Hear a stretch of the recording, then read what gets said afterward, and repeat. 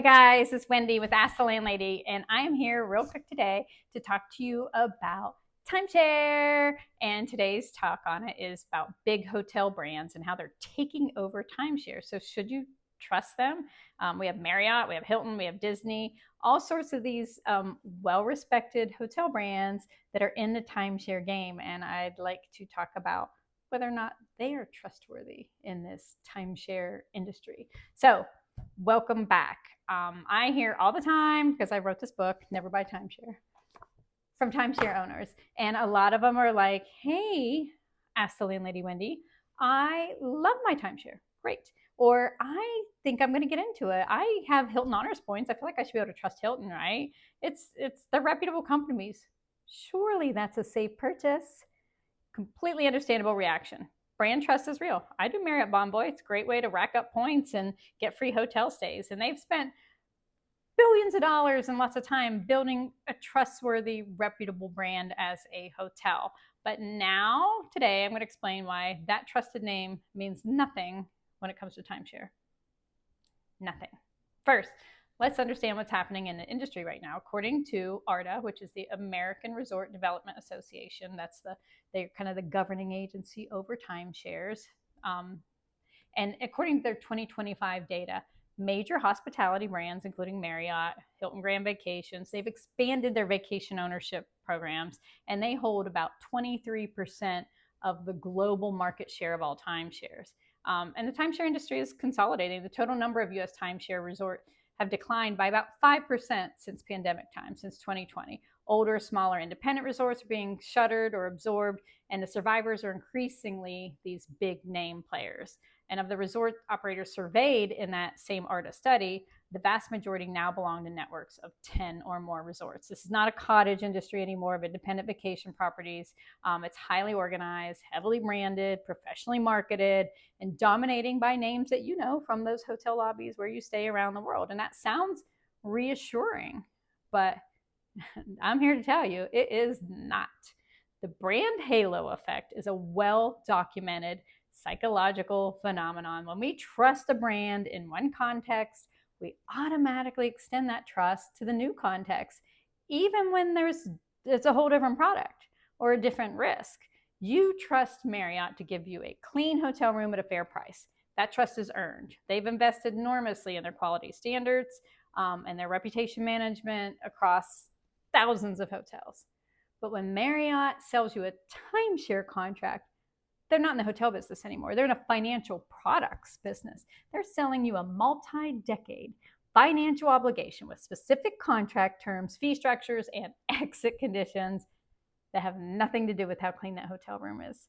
The trust you built with that hotel brand does not transfer to a Marriott Vacations timeshare contract. It's a different product. It's a different company. It has that name on it. It's kind of loosely adjusted, but they have very different risk profiles.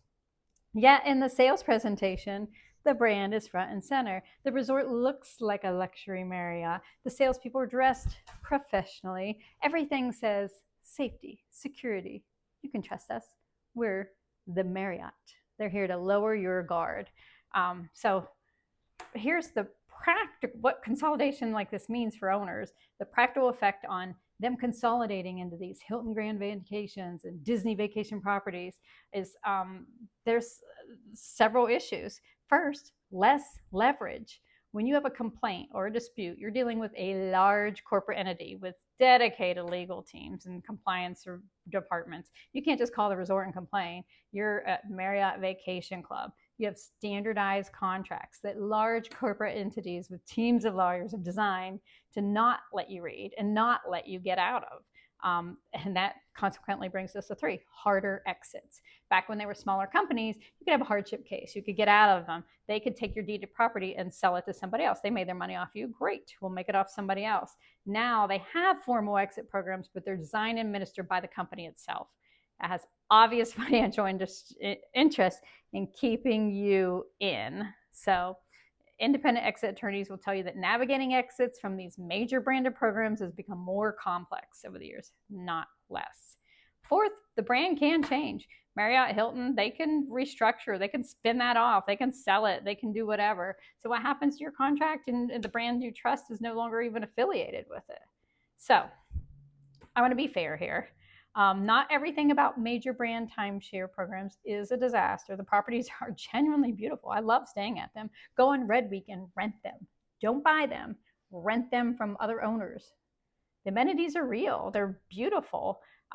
If you're absolutely certain you're going to use them every single year and you've done your full financial analysis, maybe you bought it from the secondary market instead of from them where it's ridiculously expensive, maybe you found the very rare case where it pencils out. Tell me in the comments if you have one like that.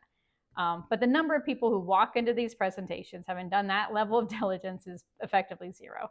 The presentation is designed to prevent you from calm, rational thinking. We're the Marriott. It's beautiful. Don't you want to buy here? Everybody else doing it. Yeah, that's what they're doing to you. Today only, special pricing, sign before you leave. A Marriott logo, vacation, Disney Vacation Club, Hilton, Sheraton, those logos mean nothing in this case. All it does is speed the frenzy into which people are signing on when they should not be trusting that. So my advice, give any timeshare contract, no matter whose name is on that building, whatever logo, the same level of scrutiny you'd give for any huge financial commitment that you're going to make for years and years and years, because that's exactly what it is. So never buy timeshare. Check it out on Amazon. I stand by that. Don't buy it, not even from the big names that you found. I talk all about the big games in here, the Marriotts, the Disney, and what their contracts contain, what their fees look like at time. If you checked out my other videos, you know that maintenance fees last year went up 17.5%. Did your salary go up 17.5% last year? What gives them the right to willy-nilly do that? And that's the Marriott and Hilton and Disney and all them doing that. None of these places are pro-consumer. They're all out to make money off the backs of people like you and me that work hard for our money and should be doing something else with our vacation. So check out my book on Amazon. If you found it helpful, give me a like, hit subscribe, because I'm going to be back every week talking about timeshare and, more importantly, how to build wealth in real estate, which is also the way. If you have 20,000 sitting around, put it into real estate, something else, not timeshare. So thanks, and I will see you again next week, and I hope you have a great and profitable day.